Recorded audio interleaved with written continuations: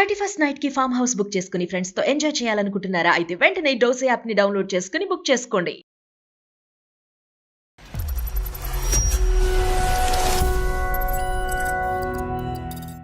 నాకు అత్త లేదు కానీ అత్త కంటే ఎక్కువ పోరుందండి ఆమెతో. నాకు ప్రతి విషయంలో అన్ని రకాలుగా సాధిస్తుంది.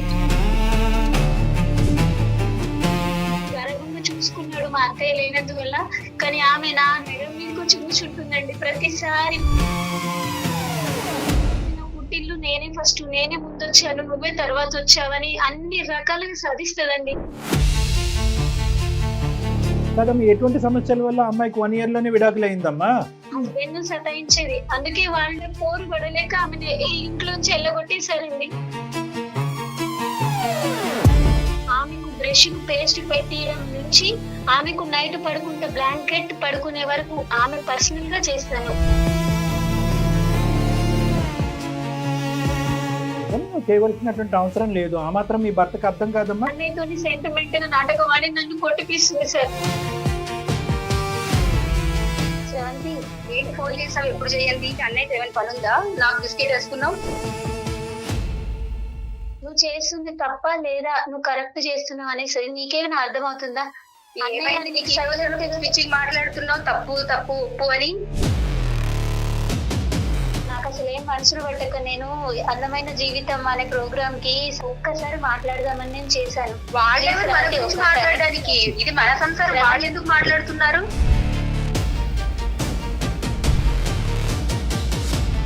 తను మంచి నేర్పిస్తే నేను నేర్చుకునే పొజిషన్ లో తప్పే ఉందమ్మా?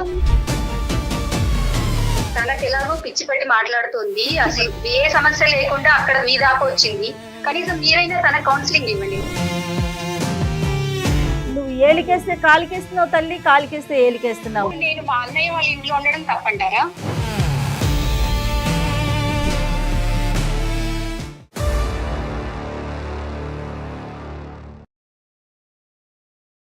Anu's skin and hair clinic సమర్పించు అందమైన జీవితం కార్యక్రమానికి స్వాగతం. నమస్తే కళ్యాణ్ గారు. నమస్తే మేడం. సుప్రియ అనే ఒక అమ్మాయి మనకి మెయిల్ చేశారండి. సుప్రియ. అన్నదమ్ములు, అక్క చెల్లెళ్ళు, ఈ రిలేషన్స్ ఎప్పటికీ విడదీయరాని బంధం ఏదన్నా ఉందంటే బ్లడ్ రిలేషన్. వన్స్ ఒకసారి పెళ్లిళ్ళు జరిగిపోయాక ఎవరి జీవితాలు వాళ్ళకు వచ్చాక కాస్త ప్రయారిటీస్ మారుతాయి. బంధం తగ్గుతుందని నేను చెప్పట్లేదు, బట్ ప్రయారిటీస్ అనేవి మారుతూ ఉంటాయి. సిచ్యువేషన్ తగినట్టుగా మార్పులు చేసుకుంటూ వెళ్ళాలి, అప్పుడే కదండి ముందుకు వెళ్తాం. అంటే అలా చేసుకోలేక కన్ఫ్యూజ్ అయ్యి ఎటు బ్యాలెన్స్ చేసుకోలేక ఇబ్బంది పడుతున్న వాళ్ళు మన దాకా వచ్చారండి. సుప్రియ ఒక ఫ్యామిలీ. సో సుప్రియ అనే అమ్మాయి మనకి మెయిల్ చేశారండి. పూర్తి డీటెయిల్స్ తనే మాట్లాడతానండి. సార్ సుప్రియ కాల్ చేయండి.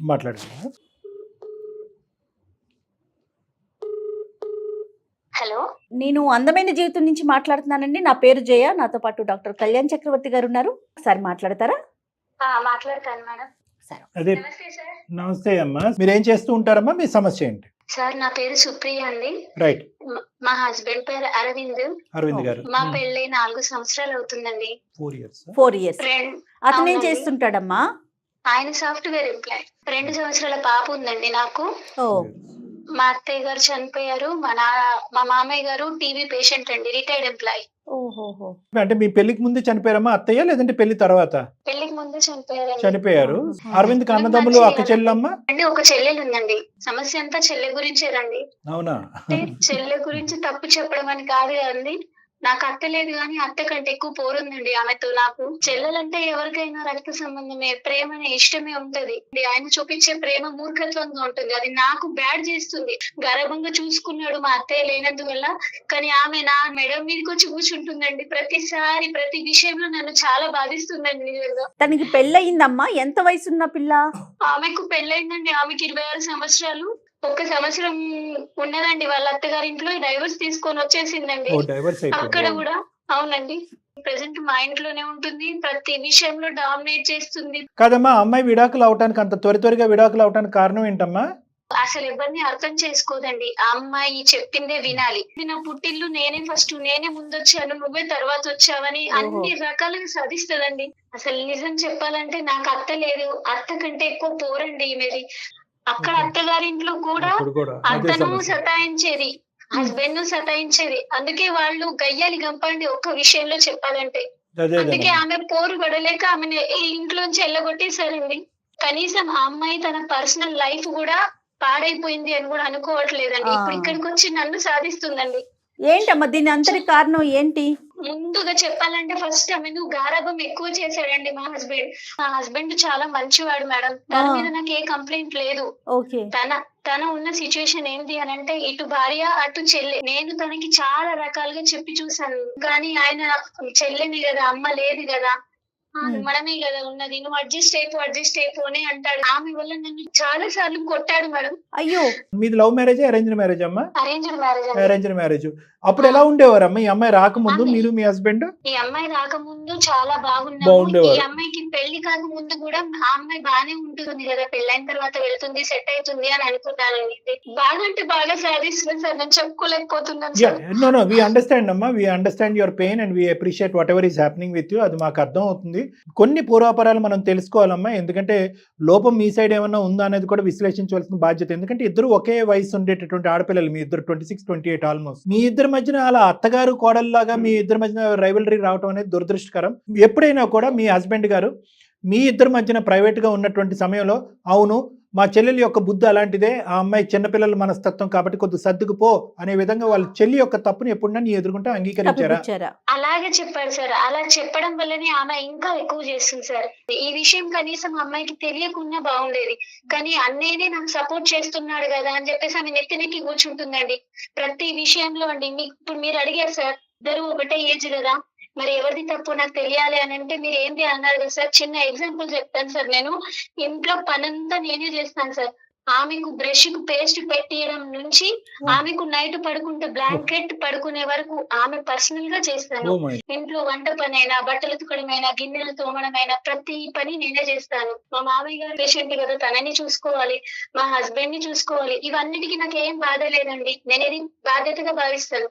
ఒక్కొక్కసారి లేట్ గా లేస్తుంది సార్. లేట్ గా లేసి ఆమె టిఫిన్ చేయకుండా బాక్స్ కూడా, లంచ్ బాక్స్ కూడా తీసుకోకుండా వెళ్ళిపోతుంది సార్. ఏంటమ్మా ఆఫీస్ జాబ్ చేస్తుందా తను? అవును మేడం, తను నర్సింగ్ గా చేస్తుంది. ఓకే. ఆఫీస్ కి వెళ్ళి తీసుకోకుండా మళ్ళీ వచ్చిన తర్వాత అన్నయ్య చూడు వదిన ఎట్లా చేస్తుంది, నాకు టిఫిన్ కూడా పెట్టలేదు, పొద్దున టిఫిన్ కూడా చేయకుండా, నాకు లంచ్ బాక్స్ కూడా పెట్టకుండా నన్ను ఏం పట్టించుకుంటలేదు. ఆవిడే నర్స్ అమ్మా. ఇక్కడ నువ్వు ఆవిడకి సేవలు చేస్తే ఆవిడ వెళ్ళి పేషెంట్లకు సేవ చేస్తుందా? టూత్ బ్రష్ మీద పేస్ట్ పెట్టుకోలేదు ఆవిడ?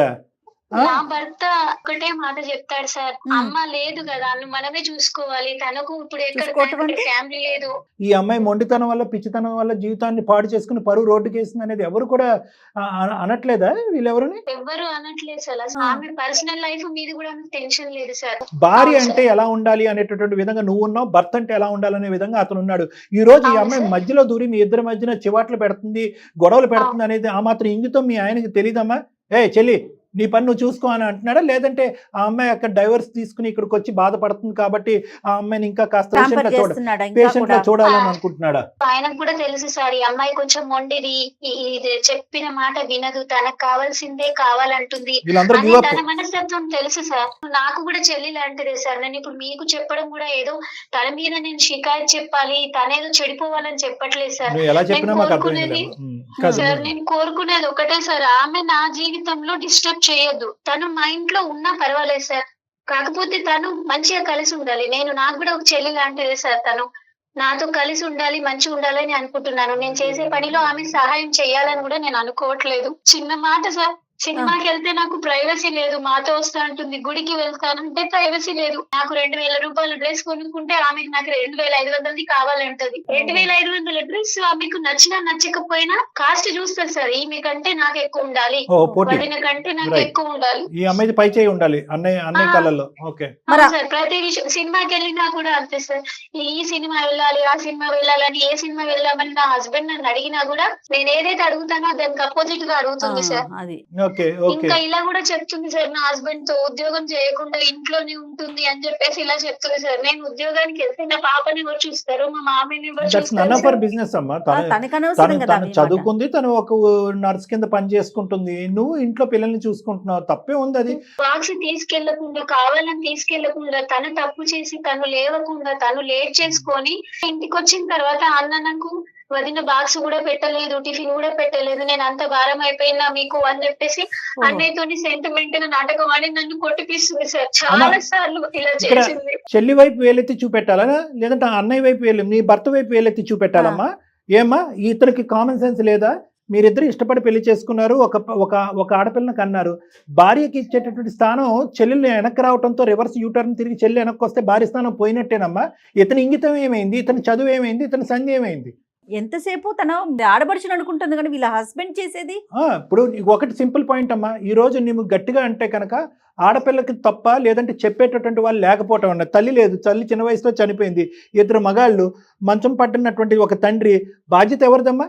తండ్రి బాధ్యత అయినా అన్నయ్య బాధ్యత అయినా ఒక మగాడు బాధ్యత అయినటువంటి అమ్మాయిని లైన్లో పెట్టవలసినటువంటి ఆలోచన అతనికి ఉండాలి. నెంబర్ 1. నెంబర్ 2, చెల్లింతే అని చెప్పి 3 సంవత్సరాల పాటు ప్రేమించినటువంటి ఒక భార్య కాకుండా పోయింది. ఆ అమ్మాయిని ఎక్కడ పెట్టాలో అక్కడ పెట్టుంటే ఎంత బాగుండేది. వీళ్ళు ఏదైతే పెళ్లికి ముందు తప్పు చేశారో పెళ్లి తర్వాత ఆ అమ్మాయి విడాకులు తీసుకొచ్చి ఇక్కడ కూర్చున్న తర్వాత అదే తప్పు కంటిన్యూ అవుతుంది. రేపొద్దున మళ్ళీ ఇదే తత్వంతో మళ్ళీ పెళ్లి చేస్తాడు, ఇంకోటి బక్కర అవుతాడు. సో మీ భర్తను కూడా ఇక్కడ మాట్లాడాలమ్మా. ఇక్కడ వాస్తవానికి ఏంటంటే ఆ అమ్మాయితో మాట్లాడమని చేసావా ఈరోజు ఈమెయిల్, లేదంటే మీ ఆయనతో మాట్లాడమని చేసావా మాకైతే తెలియదు. కానీ ఇక్కడ ఖచ్చితంగా list of people who should be trained.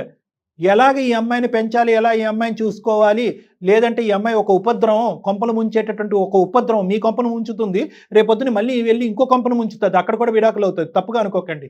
ఈ మనస్తత్వం అనేది చాలా డేంజర్. ఆ మనస్తత్వాన్ని లైన్లో పెట్టవలసినటువంటి బాధ్యత మీ భర్త మీద ఉంది. దానికి ప్రధానంగా అమ్మో నాయనో అని మీ ఆయన భయపడటం ఆగితే అప్పుడు ఈ అమ్మాయిని సెట్ చేసుకోవచ్చు. మీ ఆయనది కూడా ఈక్వల్గా తప్పు ఉందని చెప్పడం నా ఉద్దేశం అమ్మ. తను ఇటు భార్యని చెప్పలేక, అటు చెల్లెని బుజ్జగించలేక, నువ్వు ప్రతిదానికి సర్దుకుని వెళ్ళిపోతున్నావు. మీ ఆయన రెచ్చిపోతున్నాడు. ఏమే ఇలా మాట్లాడతావు? వయసులో పెద్దనైనటువంటి వదినతో ఇదేనా మాట్లాడేది? నీకు అక్కడ తప్పు చేసి వచ్చి ఇక్కడ పెంట పెడతావు అని చెప్ప అమ్మాయికి ఒక మాట చెప్పకుండా నిన్ను కొట్టేవాడు కన్ఫ్యూజ్ అవుతున్నాడు అని అంటావా? అతనేం కన్ఫ్యూజ్ అవ్వట్లేదమ్మా, చాలా క్లారిటీతో వచ్చింది. మన ఆడపిల్ల మన దగ్గరే ఉంటుంది, ఈ ఆడపిల్ల మాత్రం బయట ఆడపిల్ల. అయ్యో రామా, నీ స్థానాన్ని నువ్వు బలపరుచుకో. నువ్వు బ్రష్ల మీద టూత్ పేస్ట్లు పెట్టక్కర్లేదు, టిఫిన్ బాక్స్ లో ప్యాకింగ్లు చేయక్కర్లేదు. ఫోన్ కు ఛార్జింగ్ కూడా నేనే పెట్టాలి సార్. నీకంటూ ఒక వ్యక్తిత్వం ఉంది, నీకంటూ కొన్ని హక్కులు ఉన్నాయి, కొన్ని ఆనవాయితీలు ఉన్నాయి, కొన్ని పద్ధతులు ఉన్నాయి. దయచేసి వ్యక్తిత్వాన్ని చంపేసుకుని అలా నీచంగా కిందకి దిగిపోకండి అమ్మా. ఫస్ట్ డే నుంచి నువ్వు అలా మాట్లాడుంటే కనుక ఈరోజు సబ్జెక్ట్ ఇంకో విధంగా ఉండేది. అది ఇక్కడ దాకా వచ్చేదానివే కాదు. మీ ఆయన ప్యాంపర్ చేస్తున్నాడు కదా, నువ్వు ప్యాంపర్ చేసావు. నీ కూతురికి ఇచ్చే టైం కంటే ఈ అమ్మాయికి ఎక్కువ టైం ఇస్తున్నావు నువ్వు. ఇప్పుడు మళ్ళీ నువ్వు ఇంటికి వెళ్ళాక మీ ఆయనతో గొడవ పెట్టుకోమని నా ఉద్దేశం కాదు. ఇక్కడ నీ తప్పు ఉంది, మీ ఆయన తప్పు కూడా ఉంది. ఉద్యోగం చేయమని చెప్పడమే కాకుండా పుట్టింటి నుంచి డబ్బులు తీసుకురమ్మని చెప్పేసి కూడా చాలా గొడవ చేస్తుంది సార్. టీ తాగుతూ ఒక మాట చెప్పాను, శ్రవంతి మంచిగా పెళ్లి చేసుకొని నువ్వు కూడా హ్యాపీగా లైఫ్ ఉండొచ్చు కదా, మంచి ఉద్దేశంగా మళ్ళీ పెళ్లి చేసుకోమని చెప్పారు. అవును మేడం. అలా చెప్తే దాన్ని నువ్వెవతివి, నువ్వు నన్ను మళ్ళీ పెళ్లి చేసుకోమని చెప్పడానికి నువ్వేందా నాకు చెప్పేది, ఇన్ని రకాలుగా నువ్వు నీకు అసలు ఎంత మాట్లాడడానికి నీకు నోరెట్లు వచ్చింది అని సార్ నాన్న బూతులు తిట్టింది సార్. నాకు ఏ రకంగా చెప్పాలో కూడా నేను చెప్పలేకపోతున్నాను సార్ ఇంట్లో ఫోన్ లో. అమ్మాయికి బూతులు ఒకటే వచ్చేమో, ఏం నర్సింగ్ చేసిందో ఏం నర్సో నాకు అర్థం కావట్లేదు. సర్వీస్ చేస్తా ఉందో. అసలు సున్నితమైన స్వభావం ఉండాలి, ఒక మంచి మనసు ఉండాలి, అర్థం లాంటి మనసు ఉండాలి, కొండంత ఓపిక ఓర్పు ఉండాలి. ఏ క్వాలిటీ లేదు ఆ అమ్మాయిలో. ఆ అమ్మాయి ఏం జాబ్ చేస్తుందో, ఎలాంటి పేషెంట్లను తీసుకెళ్లి హింస పెడుతుందో అక్కడ హాస్పిటల్లో, ధనం అమ్మ అమ్మాయికి. సరే ఇవన్నీ కాదమ్మా, ఈరోజు మేము ప్రత్యేకంగా మీ ఆయనతో మాట్లాడి మీ ఆయన ద్వారా ఆ అమ్మాయిని కంట్రోల్ చేయాలా, లేదంటే డైరెక్ట్ గా ఆవిడకేనా మాట్లాడాలి? అమ్మో, ఇప్పుడు గయ్యల గంప బ్రహ్మరాక్షస్ అవుతుందేమో మేము మాట్లాడాక. ఆ అమ్మాయి ఎక్కడుందమ్మా ప్రస్తుతం? హాస్పిటల్లో ఉంది సార్. కల్పమ్మా, ఫోన్ కలిపి ఒక 2 నిమిషాలు తల్లి. ఒకటి, మామూలుగా మీరిద్దరూ ఎప్పుడైనా ఫోన్లో మాట్లాడుకుంటే అసలు మాకు కూడా అర్థం కావాలి కదా, మేము ఉన్నాము అని చెప్పగానే అమ్మాయి పాలిష్డ్గా మాట్లాడుతుందేమో కదా. అలా కాకుండానే ఆ అమ్మాయి స్వరూపం, నిజ స్వరూపం తెలియాలంటే మామూలుగా క్యాజువల్గా నువ్వు మాట్లాడు. తర్వాత నాకు ఈ పద్ధతులు నచ్చట్లేదు, నేను భరించలేకపోతున్నాను, నాకేదో ఒక తేలాలి అనే ఉద్దేశంతో ఒక సలహా గురించి ఇలా అందమైన జీవితానికి ఫోన్ చేశాను. ఒకసారి ఆ సార్ వాళ్ళు నాతో మాట్లాడుతూ ఒకసారి నీకు కూడా ఫోన్ కలపమన్నారు శ్రవంతి. ఒక 2 నిమిషాలు మాట్లాడాను రిక్వెస్టింగ్గా, అప్పుడు చెప్పమ్మా. कॉल को होल्ड पे रखा है, कृपया लाइन पर बने रहें। హలో శ్రవంతి, ఏంటి ఫోన్ చేసావు? ఎప్పుడు చేయండి? నీకు ఇష్టమైన కూర చేసిన, ములక్కడ సాంబార్ చేసిన, తిన్నావా? అబ్బో చాలా చేసావు నా కోసం, తినాలే. ఏంటి ఫోన్ చేసావు చెప్పు. నచ్చిందా నీకు? సర్లే, ఏంటి అన్నయ్యతో ఏమైనా పని ఉందా? నాకు బిస్కెట్ వేసుకున్నావు. ఊహు. ఒక మాట చెప్పాలని చేశాను. నువ్వు ఇంట్లో ఎట్లయినా టైం ఇయ్యవు కదా. అసలు ఏం చెప్పాలనుకుంటున్నావు చెప్పు. ఇప్పుడు మన ఇద్దరి మధ్యలో మీ అన్నయ్య నలుగుతున్నాడు. నేను నీకు చాలా ఎందుకు? అన్నయ్యకి ఏమైంది? అన్నయ్య చాలా బాగున్నాడుగా. అన్నయ్య బాగున్నాడని నీకు అనిపిస్తుంది, నాకు అర్థమవుతుంది. ఒక్కసారైనా నువ్వు కనీసం అన్నయ్య గురించి ఆలోచించినా? నువ్వు చేస్తుంది తప్ప లేదా నువ్వు కరెక్ట్ చేస్తున్నావు అనేసి నీకేమైనా అర్థమవుతుందా? ఏమైంది నీకు? ఈ రోజుల్లో పిచ్చి మాట్లాడుతున్నావు, తప్పు తప్పు ఒప్పు అని. ఇప్పుడు అన్నయ్య సైలెంట్ గా ఉన్నాడంటే దాని అర్థము సంతోషంగా ఉన్నాడని కాదు శ్రవంతి. నీకు మా అనిపిస్తుంది అన్నయ్య శ్రవంతి, బాధంతా నీ వల్లే. అసలు నేను ఎంత సఫర్ అవుతున్నానని నీకైనా తెలుసు. సరే నువ్వు అది చెప్పకపోయినా పర్లేదు. మంచిగా ఉందాం శ్రవంతి, మంచిగా ఉండు శ్రవంతి ప్లీజ్. మంచిగా ఉండకుండా ఎలా ఉంటున్నాము? ఏం మాట్లాడుతున్నావు ఈ టైంలో ఫోన్ చేసి? నాకు అసలు ఏం మనసులు పట్టక నేను అందమైన జీవితం అనే ప్రోగ్రామ్ కి సార్ వాళ్ళు చెప్తుంటారు, అందరికి సలహాలు చెప్తారు. అందరి భవిష్యత్తు బాగుంది. నేను చూశాను, చాలా సార్లు చూశాను, రివ్యూస్ చూశాను, అన్ని రకాలుగా బాగుంది. ఒక్కసారి మాట్లాడదామని నేను చేశాను. వాళ్ళెవరు మన గురించి మాట్లాడడానికి? ఇది మన సంసారం, వాళ్ళు ఎందుకు మాట్లాడుతున్నారు? అది కాదు పాయింట్. శ్రవంతి, ఒక్కసారి నువ్వు మాట్లాడితే నీకు అర్థం అవుతుంది. ఒక్కసారి నువ్వు మాట్లాడంతే. అసలు ఇవన్నీ నువ్వు ఎలా చేస్తున్నావు? అసలు నీకు ఎవరు చెప్పారు ఇలా చేయమని? అలా చేయమని తనకి ఎవరో అంటే ఇప్పుడు చెప్పారు కదా. ఒకటమ్మా, ఎవరు శ్రవంతి, 1 minute అమ్మా, నువ్వు నర్సువి, నేను డాక్టర్ని. సో కాస్త మన ఇద్దరం ఒక లెవెల్లో మాట్లాడుకోవచ్చు మనం. ఓకే, మన ఇద్దరం మెడికల్ ప్రొఫెషనల్, మన అందరి మీద ఒక బాధ్యత ఉంటుంది. అందులో ప్రధానంగా ఉండవలసింది ఓపిక, ఓర్పు, సహనం అనేటటువంటిది. నీకు ఆ సహనం ఉంది. ఒక 2 నిమిషాలు ఒక సహనంతో నేను చెప్పేటటువంటి 2 మంచి మాటలు వింటామనే ఉద్దేశంతో ఈ స్వేచ్ఛని తీసుకుని మేము బ్యాక్గ్రౌండ్లో ఉండి ఆ అమ్మాయిని మాట్లాడమని చెప్పామమ్మా. తప్పైతే క్షమించు. ఒక్క చిన్న మాట అమ్మా, ఒక 5 నిమిషాలు మాట్లాడావు తల్లి. వదిన అనే మాట అనలేదేంటమ్మా? ఆవిడ మీ వదిన కాదా? అమ్మాయి 20 సార్లు శ్రవంతి ప్రేమ ఉన్నట్టా? నో అలా అనట్లేదు. జస్ట్ ఒక క్యాజువల్ డౌట్ నేను అడిగానమ్మా. అంటేనే ప్రేమ ఉన్నట్ట, లేకపోతే ప్రేమ కాదు. అట్లీస్ట్ వదిన అనాలి, లేదంటే సుప్రియ అనాలి. ఆ అమ్మాయి కష్టపడి ఒక 2 కూరలు చేసి రుచిగా ఉందా అని అడిగింది. అదేదో బూతుమాట్లాగా అది తీసి పక్కన పెట్టు, నాకు బిస్కెట్ వేస్తున్నావు. ఇప్పుడు ఫోన్ చేయని ఆవిడ ఫోన్ చేసి నాతో మాట్లాడుతుంది No, no, madam. అడుగుతున్నాను. అమ్మ నోనో, నేను ఒక్క ప్రశ్న నేను అడుగుతాను. ఆవిడ ఎవరమ్మా నీకు? వదిన అవుతుంది. అంటే తల్లి తర్వాత తల్లి కదా. కాదండి, నాకు అర్థం అవ్వలేదు. తనకి ఏం సమస్య ఉందని అసలు మీ దాకా వచ్చింది నాకు అర్థం అవ్వట్లేదు. అమ్మ ఏమీ లేకుండా అయితే మా దగ్గర వచ్చి ఉండదు కదమ్మా. అసలు ఇప్పుడు నన్ను మా అన్నయ్య ఒక రాణిలాగా చూసుకుంటున్నాడు. ఓ, అన్నయ్య చూసుకునేవాడు. బయటికి ఇప్పుడు మనం వెళ్ళట్లేదు, హ్యాపీగా ఇంట్లో ఉంటుంది. నేను కష్టపడుతున్నా, మా అన్నయ్య కష్టపడుతున్నాడు. తను హ్యాపీగానే ఉంటుంది కదా. ఏ సమస్య ఉందని నీ దాకా వచ్చింది? నీ గురించి ఏమీ వ్యతిరేకంగా చెప్పలేదు ఆ అమ్మాయి ఒకే ఒక మాట అంది. ఏమండి, నేను ఎంత బాధపడినా, నేను ఎంత అనుభవించినా కూడా ఈరోజు ఆ అమ్మాయి రేపొద్దున వేరే ఇంటికి వెళ్ళవలసినటువంటి అమ్మాయి కొద్ది సున్నితత్వం అనేది నేర్చుకుంటే మంచిది, కొద్దిగా ఆలోచన అనేది మంచిది, ఒక మానవత్వంతో ఆలోచించడం అనేది మంచిది, కొద్దిగా సాఫ్ట్ గా ఉండాలి ఆవిడ. అది నేర్పించడానికి నేను ట్రై చేస్తుంటే కనుక రామ అంటే బూతులాగా ఈ అమ్మాయి నామే తిరగబట్టడం మొదలుపెట్టింది. రేపొద్దున ఆ అమ్మాయి భవిష్యత్తు గురించి ఆలోచిస్తూ నాకు బాధగా ఉందని చెప్పి నీ భవిష్యత్తు గురించి మాకు చెప్పిందమ్మా. ఓ అంటే ఇప్పుడు తను మంచి నేర్పిస్తే నేను నేర్చుకునే పొజిషన్ లో తప్పే లేను. ఉందమ్మా? నీకన్నా సారీ, తప్పే పెద్దది కాదు ఉందమ్మా? కదా, పెద్దదే కదా ఆవిడ. ఈ రోజు నువ్వు ఒక ఇంటి నుంచి వచ్చేసావు, ఏ కారణం చేసి వచ్చేసావు అనేటటువంటి మాట నేను మాట్లాడిన ఈ రోజు. కానీ అక్కడి నుంచి నువ్వు వచ్చావు అంటే కనుక నీ సైడ్ ఏ తప్పు లేకుండా నువ్వు ఈ రోజు ఇక్కడికి రాలేదమ్మా. రేపొద్దున ఆ తప్పు సరిదిద్దుకోవాలి అనేటటువంటిది బుద్ధి చెప్పేటటువంటి స్థానంలో ఒక తల్లి పాత్రలో నీకంటే 2 years పెద్ద ఆమె. నేను మా అన్నయ్య వాళ్ళ ఇంట్లో ఉండడం తప్పంటారా? నువ్వు ఏలికేస్తే కాలికేస్తున్నావు తల్లి, కాలికేస్తే ఏలికేస్తున్నావు. ఆ అమ్మాయి మాట్లాడేటటువంటి మాటలు మేమేమి బ్లైండ్ గా నమ్మేసి నీ దగ్గర రాలేదు. ఈ అమ్మాయితో నీకు ప్రాబ్లం ఏంటి? ఈ అమ్మాయి ఏమైనా నీకు ఇబ్బంది పెడుతుందా? నాకేం ప్రాబ్లం లేదు కాబట్టి నేను సైలెంట్ గా ఉన్నానండి. తనకేం ప్రాబ్లం వచ్చిందని మీ దాకా వచ్చింది? కాదు, మీరు అంటున్నారు కదమ్మా ఆ అమ్మాయికి ఏ ఫుల్ టైం జాబ్ లేదు, మేమే బయటకు వెళ్ళి కష్టపడుతున్నాం, ఈ అమ్మాయికి ఇంట్లో తిని పడుకుంటుందని అంటున్నావు కదా. మరి ఇంకేం కావాలండి? చాలా ప్రశాంతంగా ఉంది కదా. మీకు బాక్సుల్లోకి అన్నం కూర ఎవరు ఇస్తున్నారమ్మా? ఎలా వచ్చేస్తున్నాయి? వాటంతా అవి నడుచుకుంటూ వచ్చేస్తున్నాయా? మీ మరి బట్టలు అవి కూడా కబోర్డ్ చేయకపోతే లోకి, ఇంకేం చేస్తుందండి? నేను ఒక్క మాట చెప్తా వినమ్మా, కబోర్డ్ లోకి బట్టలు వాటంతట వాటికే వెళ్ళిపోతున్నాయా? గిన్నెలు వాటంతట అవే శుభ్రంగా అయిపోతున్నాయా? ఇంట్లో పని అంతా ఎవరు చేస్తున్నారు? అవును మేడం, టూత్ బ్రష్ మీద ప్రపంచంలో పేస్ట్. ఇంకెవరు చేయట్లేదా మేడం? అదేనమ్మా, నువ్వు చేసే పని నువ్వు చేస్తుంటే తను చేసే పని తను చేస్తా ఉంది కదా. అమ్మ, subject is not about employment. Yes, ఏమండి మేడం గారు, మనం పని సబ్జెక్ట్ ఇస్ గురించి నాట్ అబౌట్ మాట్లాడట్లేదు ఎంప్లాయ్మెంట్. ఇక్కడ. ఈ అమ్మాయికి మీరు వచ్చిన తర్వాత మీ అన్నయ్య మీ వదిన ఎలా ఉన్నారు, మీరు రాకముందు మీ అన్నయ్య వదిన ఎలా ఉన్నారు అనేది మీ కళ్ళకు కనిపించట్లేదా? వాళ్ళు ఇబ్బంది వాళ్ళు పడుతున్నారా? చాలా హ్యాపీగానే ఉన్నారండి. అది వాళ్ళు మీరు హ్యాపీగా అనుకుంటే ఉన్నారు ఎట్లాగా? ఇంట్లో. That is something that you are thinking madam. You are thinking it that way. ఇక్కడ మీరు బరువు అయ్యారనో, మీరు అనవసరమైనటువంటి ఇంట్లోకి వచ్చేసి సమస్యలు తెస్తున్నారు అని చెప్పి మేము వేలెత్తి చూపెట్టట్లేదు. ఎవరి పని వాళ్ళు చేసుకుంటే కనుక ఈడు జోడుగా అందరూ హ్యాపీగా ఉంటే కనుక ఈ కుటుంబంలో ఏమీ లేదు. అంటే కొత్త జీవితాన్ని ప్రారంభించాలి అనే ఆలోచన చేసుకో అని అనటం తప్పమ్మా? అసలు మీకు అలాంటి ఆలోచన అవును లేదా? మేడం, అది నా డెసిషన్ కదా. వాళ్ళు బరువు అయిపోతున్నారా? మా అన్నయ్య ఏ రోజు నేను బరువు అని చెప్పలేదు. ఈవిడికి ఎందుకు బాధ వచ్చింది? దీన్ని బరువుగా ఎలా తీసుకుంటావు తల్లి? అమ్మ అసలు ఏం మాట్లాడుతుందండి ఆవిడ? నువ్వు దయచేసి పెడర్థాలు తీసుకోవద్దమ్మా. ఒకే ఒక సింపుల్ లాజిక్, ఓపెన్ మైండ్ తో ఆలోచించండి. ఈ రోజు ఆ అమ్మాయి మాకేదో కంప్లైంట్ పెట్టింది కాబట్టి మీకు బుద్ధి చెప్పడానికి మేము కాల్ చేయలేదు.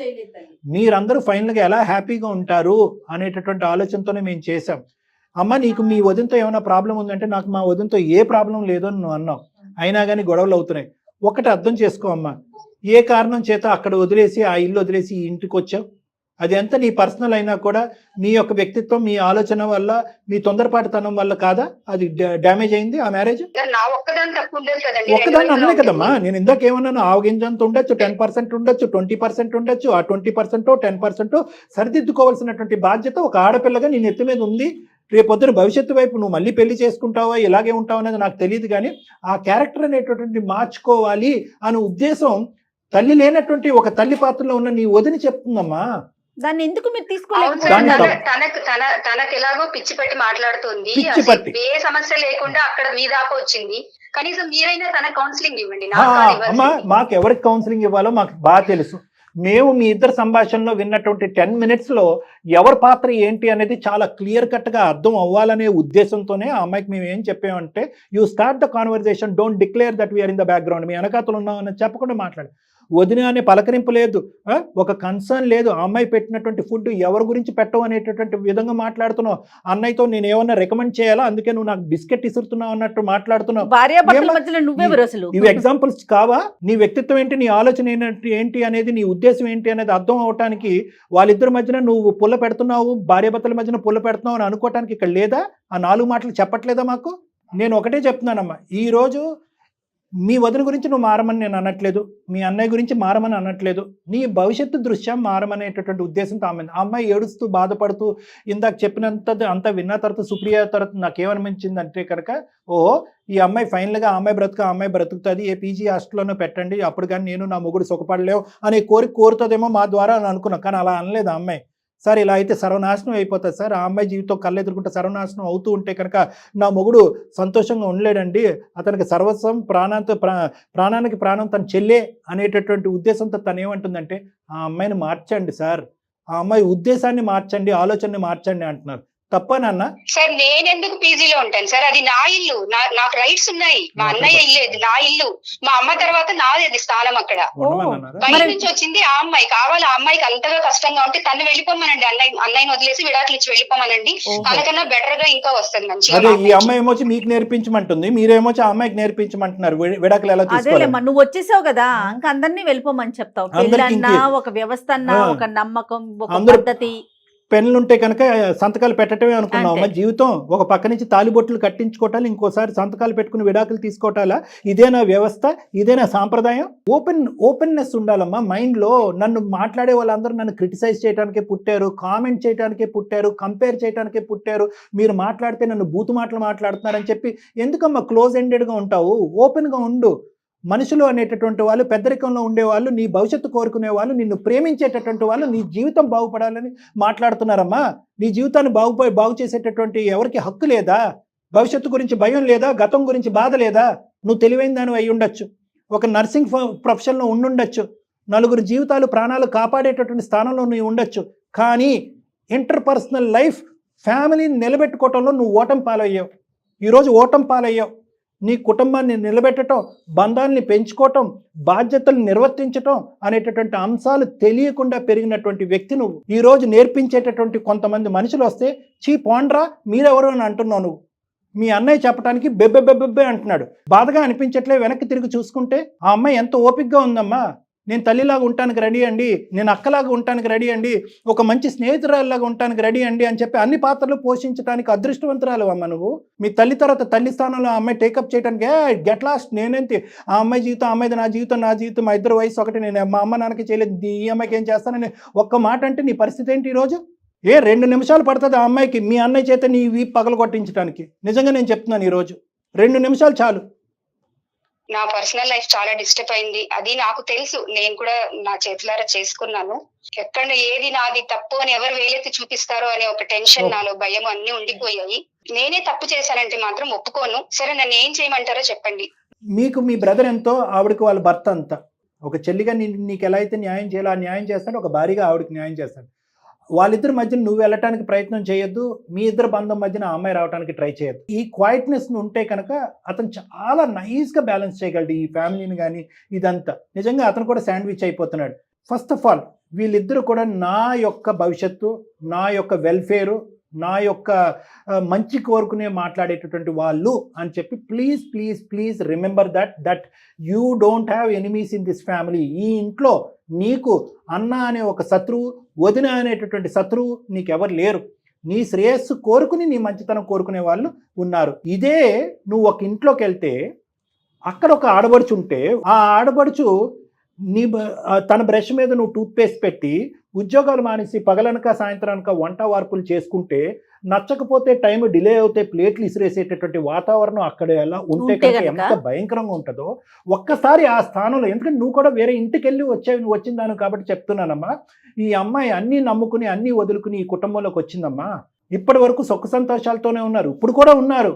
ఎటొచ్చి నీ మనస్పర్ధలు, నీ అనాలోచితం, నీ తెలివి తక్కువతనం అనేటటువంటి కాస్త తీసి పక్కన పెట్టి ఓపెన్ మైండ్ సెట్తో ఇది నా కుటుంబము, వీళ్ళందరూ మంచి వాళ్ళు, నా శ్రేయస్ కోరుకునేటటువంటి వాళ్ళు అనే విధంగా ఆలోచించుకుంటే అంత సెట్ అయిపోయినట్టునమ్మా. ప్లీజ్, ఇది నేను పూర్తి స్థాయిలో నేను ఇక్కడికిక్కడగా న్యాయం చేయలేకపోయినా మీ ఆడబడుచు వినే అంత పరిస్థితి వరకు తీసుకురాగలిగాను. 4-5 మాటలు నిశ్శబ్దంతో ఆలోచించే పరిస్థితికి తీసుకొచ్చాను. ఆ అమ్మాయి ఆలోచిస్తుంది. నేను మానసికంగా నా పెళ్లిలో డ్యామేజ్ అవటం వల్ల ఒక డిఫెన్స్ మెకానిజం వాడుతూ నన్ను ఎక్కడ అందరూ చిన్న చూపు చూస్తారనే ఉద్దేశంతో పైకి లేచేటటువంటి ప్రయత్నంలో అనవసరంగా పరిగెడుతున్నాను నేను. నా మాట అంది కాబట్టి దయచేసి మీ ముగ్గురు కలిపి, మీ వారు, మీ ఆడబడుచు, మీ ముగ్గురు కలిపి నా దగ్గరికి ఒక్కసారి రండి. మనం ఒక్కసారి కూర్చొని మాట్లాడుకుంటే పెద్ద విశేషాలు అంశాలు ఏమీ లేవమ్మా. ఇక్కడ కేవలం మిస్అండర్స్టాండింగ్స్ అండ్ కమ్యూనికేషన్ డిఫికల్టీస్ అంతే. మీరు చెప్పిన దాంట్లో ఖచ్చితంగా ఆమె మారుతుందని నాకు 100% నమ్మకం ఉంది సార్. నేను లక్ష్మీదేవి లాగా అనుకుంటాను సార్. థ్యాంక్ యూ అమ్మా. స్రవంతి సార్, ఒకసారి రండి అమ్మా. కలుస్తాం మిమ్మల్ని. ఎక్కడ మీరు? హైదరాబాద్ లో ఏ హాస్పిటల్? ఒకసారి మనం మ్యూట్ చేద్దాం కానీ నాకు చెప్పండి, ఏ హాస్పిటల్లో వర్క్ చేస్తున్నారు మీరు? సార్ వచ్చి కలవండి. నేను ఒకసారి వచ్చి కలిస్తే కనుక దాన్ని బట్టి will pave the pathway. Okay, don't worry. All the best అమ్మా. Thank you. ఆ పిల్లేదో ఆలోచనలో పడింది, జస్ట్ ఒక స్టెప్ డౌన్ అయింది. బట్ మీ దగ్గరకు వచ్చి కూర్చుంటే కౌన్సిలింగ్ లో మాట్లాడితే ఇంకాస్త ఆలోచన రావచ్చు. తప్పకుండా మేడం. రైట్ కళ్యాణ్ గారు, మరో ఎపిసోడ్ లో మళ్ళీ కలుద్దామండి. నమస్తే.